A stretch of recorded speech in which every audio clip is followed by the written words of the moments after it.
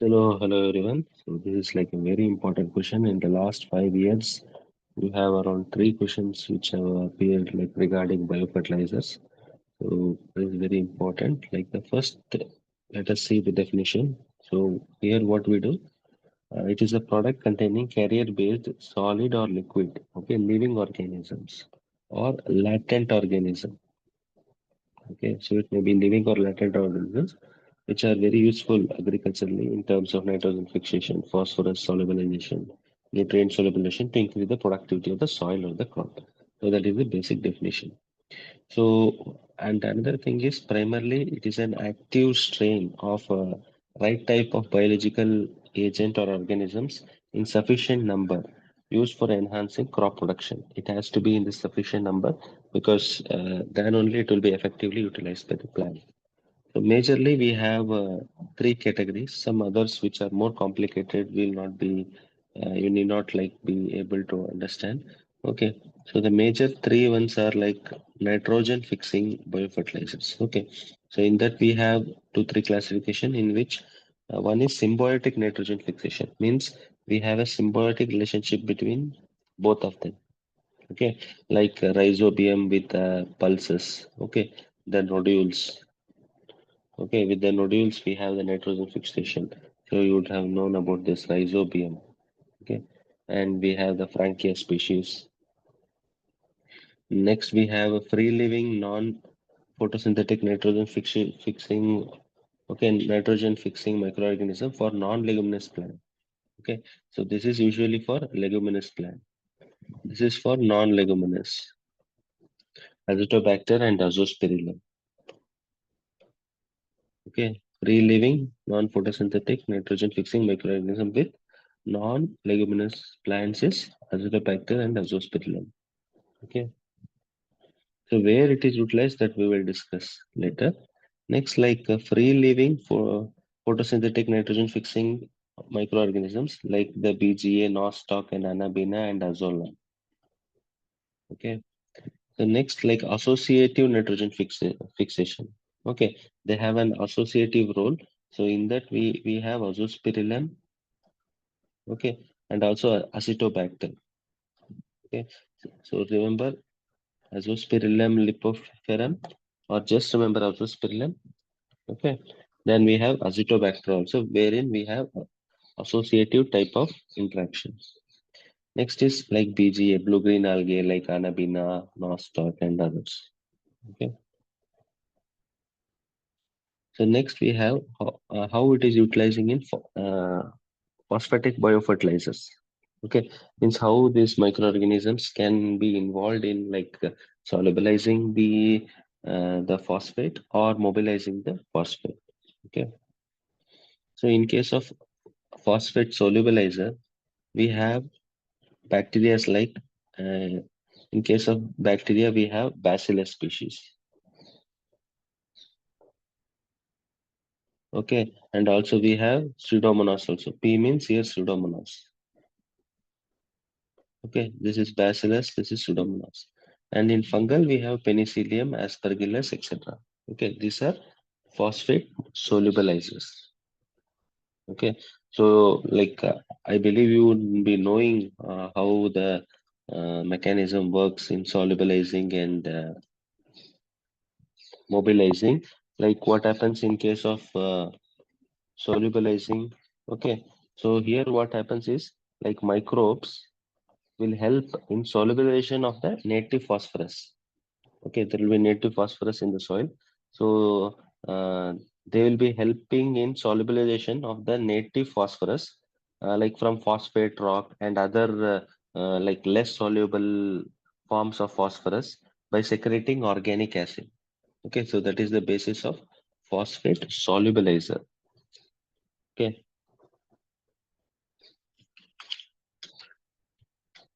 so next in case of we have mobilizer. So in mobilizer, endomycorrhiza, okay, like glomus species, this one you remember that is enough. And we have ectomycorrhiza, like mycorrhiza. Okay, like in this we have in mobilizers we usually use another word like VAM, vascular arbuscular mycorrhiza. Okay, or we get the, so that is the same thing only, but here we specifically mention like glomus species, which is endomycorrhiza based. Okay, so next we have potassic biofertilizers. Okay, in potassic biofertilizers, we have potassium solubilizer and potassium mobilizer. Okay, so here you can just remember this one name, Burkholderia species, you can remember, or Orthobacter. Any one you remember. Don't be, what do you say, be bounced down by all these examples, because the examples which I take is all from the standard books and from bigger sources. So it may be a little bit complicated, but remember one of. Okay. And another is potassium mobilizer, like the Aspergillus species, which we can use. Okay. So we have some people also classify in another way also, like they classify compost. Okay, compost accelerator. Okay, means how the compost is uh, converted into organic matter and others. Like we have organisms like a trichoderma, okay, or orthobacter. So this is also one way of classification. So majorly these three or four is the major ones, okay, which we need to remember in exam. Next is about biofertilizers, okay, and chemical fertilizers. So what are the difference? So here what happens, we have an active strain of sufficient number of microorganisms in solid or liquid carrier. It is all synthetically prepared. Okay. Not rich in specific nutrients, unable to meet the micronutrient deficiency. Okay. Because we need large quantity and it may not be able to meet the micronutrient deficiency just using biofertilizers. But here we have specific plant nutrients. This is the particular like magnesium. Okay, or calcium carbonate. So we have some specific ones which can help. Okay. Supplies nutrients in slow and consistent manner. It takes longer time. Okay. Longer time. That is one issue with respect to biofertilizers, and lower quantity and cost. Cost effectiveness is more. But also it also improves soil quality and biological properties. But here it is like high quality and cost. High quantity is higher, like here we require higher quantity also. Means here what will happen? It will be some small bags, 1 kg, 2 kg bags that will be sufficient in case of biofertilizers. Okay. But here in case of chemical fertilizers, we may require lot of amount like, like a urea bag, like 45 kgs. Okay. So if you're using some 5, 6 bags, so it will be some 300, 400 kgs. But here you just required something and you need to mix it with the medium like sugarcane syrup. Sugarcane syrup means the jaggery solution. Okay, mix it and then we use it. So many other different techniques are there. And then we have here it may degrade the soil and biological properties.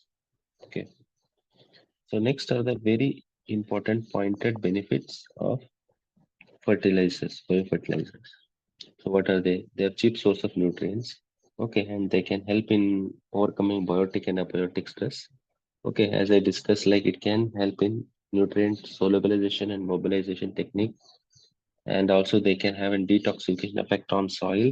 They can improve the biological, okay, organisms in the soil, promoting the soil structure. It can help in improving the plant development, like producing plant growth hormones or promoting substances.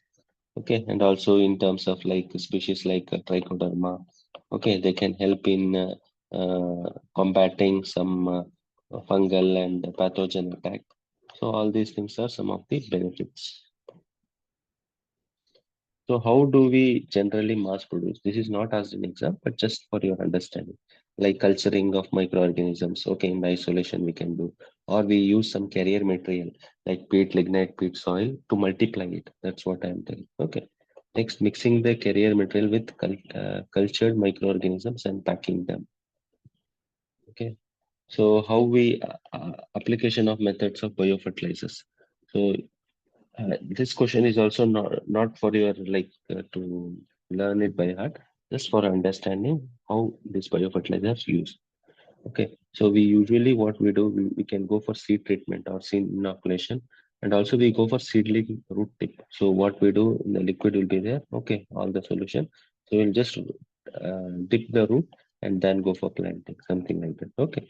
So how we utilize this technique, like seed treatment, we will do seedling root dip, we will do, and nursery and main field application in the directly in the field also we can apply. Okay. So usually, which is used is like rhizobium, which can be used for all leguminous crops. Okay. Azospirillum and also azotobacter also we are using in different crops, which I will discuss.